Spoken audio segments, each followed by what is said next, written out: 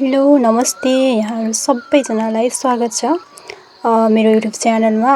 सबैजना यो भिडियो हेर्दै हुनुहुन्छ है। अब सिजन पनि भइसकेको छ म्यारिगोल्ड लगाउनको लागि। त्यो कारणले गर्दाखेरि सबैजनाले एकदमै ध्यान दिनुपर्ने कुरा भनेको चाहिँ यो पिन्चिङ चाहिँ यो सानो अवस्थामा, यो बेर्ना अवस्थामा यसको टुप्पो छुडाउनु भन्ने बुझिन्छ। यो देख्न सक्नुहुन्छ, यो चाहिँ मैले यो पिन्चिङ गरिसकेको हो। त्यो कारणले गर्दाखेरि यहाँबाट धेरै साइड ब्रान्चेसहरू आइसकेको छ है। तपाईँहरू पनि आफ्नो घरमा भएको म्यारिगोल्डहरूको यसरी टुप्पो छुडाएर अथवा पिन्चिङ गरेर पनि तपाईँहरूले होचो पोट बनाउने र धेरै फुल फुलाउनको लागि यो प्रोसेस गर्न सक्नुहुन्छ।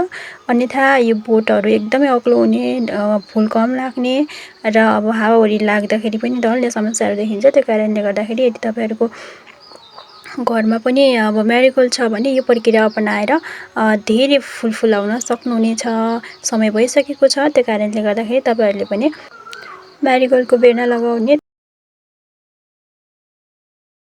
अपनाएर खेती गर्नुहुनेछ अथवा व्यवसाय गर्दै हुनुहुन्छ अथवा घरको प्रयोजनको लागि गर्दै हुनुहुन्छ भनेदेखि तपाईँहरूले यो प्रक्रिया अपनाउनुहोला।